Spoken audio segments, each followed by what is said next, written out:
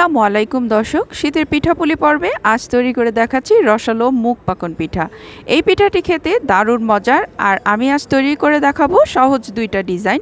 যারা কিনা নতুন তারাও কিন্তু এই পিঠাটি তৈরি করে খেতে পারবেন। তো চলুন কথা না বাড়িয়ে শুরু করা যাক। প্রথমে আমি ফ্রাই প্যানে নিয়ে নিয়েছি হাফ কাপের মতো মুগ ডাল। এটাকে আমি ভালো মতো একটু ভেজে নিচ্ছি। ভেজে এটার কালারটা যখন চেঞ্জ হয়ে আসবে ঠিক ওই পর্যায়ে আমি চুলোটাকে নিভিয়ে দিব এবং এটাকে আমি ওয়াশ করে নিব পর্যাপ্ত পরিমাণ পানিতে। এটা ভাজা হয়ে গেছে, এখন আমি পর্যাপ্ত পরিমাণ পানি দিয়ে ভালো মতো ওয়াশ করে নিচ্ছি। এটা ওয়াশ হয়ে গেছে, এখন আমি এই ফ্রাই প্যানের ভিতরে নিয়ে নিচ্ছি এবং সাথে যোগ করে দেব 2 কাপ পরিমাণ পানি। 2 কাপ পরিমাণ পানি দিয়ে এটাকে মৃদু আঁচে ঢেকে দিতে হবে যাতে ভালো মতো এটা সিদ্ধ হয়। তো ঢেকে দিলাম। এই পর্যায়ে দেখুন আমি পাত্রটা চেঞ্জ করে নিয়েছি, যেহেতু এটা চালের গুঁড়ো দিতে হবে। আমি এটাকে সিদ্ধ করে নিয়েছি। এই যে দেখুন, এখন এটাকে একটু ভালো মতো স্প্যাচুলা দিয়ে আমি একটু ঘুটে নিচ্ছি। আর অন্য পাশে আমি একটা ফ্রাই প্যানের ভিতরে 1 কাপ পরিমাণ চিনি এবং হাফ কাপ পরিমাণ নিয়ে নিয়েছি গুড়। সাথে এটা ফ্লেভারের জন্য হাফ টিস্পুনের মতো মৌরি, 2-1টা এলাচ এবং দারুচিনি দিয়ে এখানে 1 কাপ পরিমাণ পানি দিয়ে আমাকে একটা শিরা তৈরি করে নিতে হবে, ঘন শিরা। খুব বেশি পাতলা বা খুব বেশি ঘনও হবে না। তো আমাদের শিরাটি তৈরি হয়ে গেছে, এটাকে ঠান্ডা করে নিব।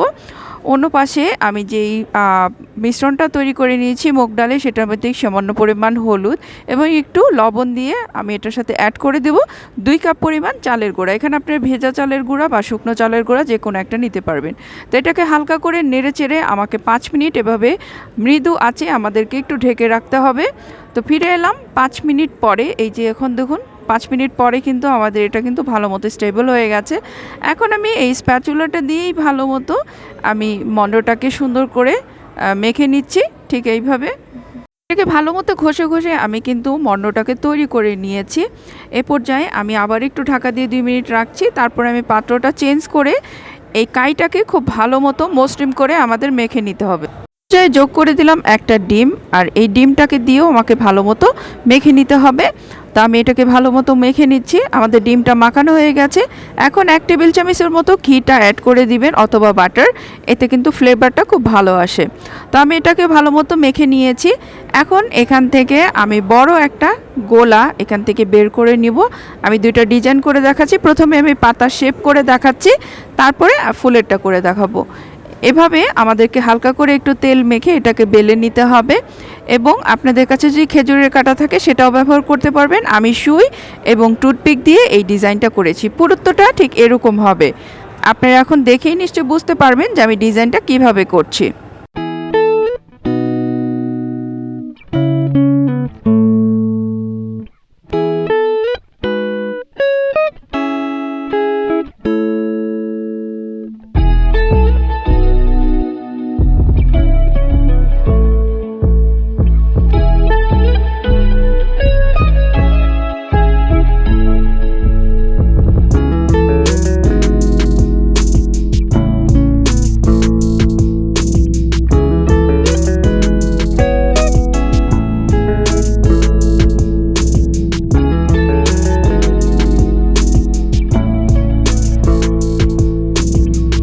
সাইড থেকে এভাবে খাঁচকাটা করে ডিজাইনটাকে সম্পূর্ণ করে নিচ্ছি।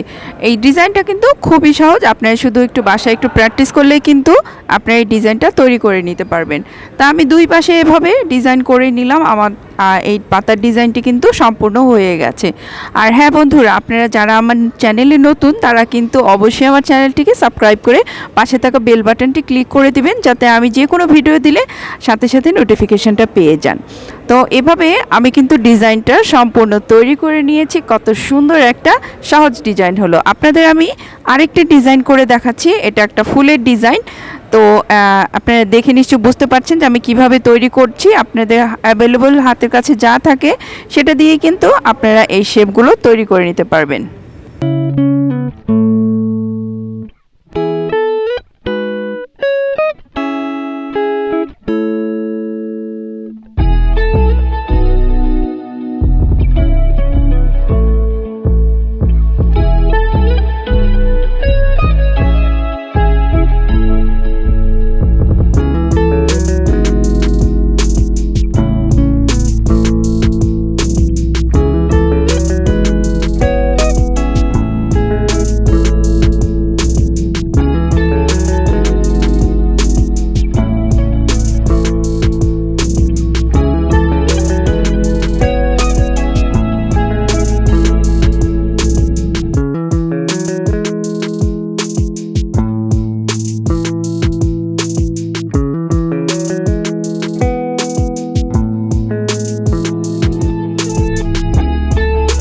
শেপটা হয়ে গেলে আমি একটা এরকম একটা টিনের মাধ্যমে চারিপাশ থেকে এভাবে করে কেটে নিচ্ছি। আর খুব ইজিভাবেই কিন্তু এইটা আপনারা তৈরি করে নিতে পারবেন ব্যাটারির যে কোনো ছাঁচ দিয়ে, অথবা এরকম আমার মতো পেপসির ক্যান দিয়ে এরকম ভি শেপের একটা ছাঁচ আপনারা তৈরি করে নিতে পারবেন। তো এইভাবেই আমি কিন্তু পুরো ডিজাইনটাকে তৈরি করে নিয়েছি। আর নিশ্চয়ই আপনাদের দেখে অনেক সহজ লেগেছে ডিজাইনটি। এই যে দেখুন কত সুন্দর আমাদের ডিজাইনটা হয়ে গেছে। অপর পাশে আমি পর্যাপ্ত পরিমাণ তেল নিয়ে নিয়েছি। আর এই তেলটা কিন্তু আমি মৃদু আঁচে করে রেখেছি, এটা বেশি জোরে ভাজা যাবে না। তো দুই পাশ আমাকে এভাবে 8 থেকে 10 মিনিট এভাবে গোল্ডেন ব্রাউন করে ভেজে নিতে হবে। এভাবে আমি সবগুলো ভেজে নিয়েছি।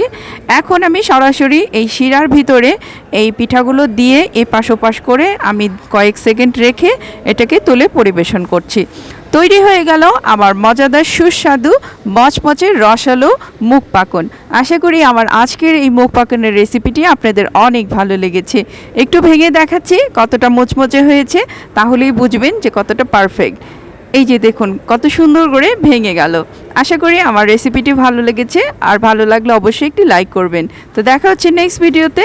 কিন্তু আল্লাহ আমাদের সবাইকে ভালো রাখুন। আল্লাহ হাফেজ।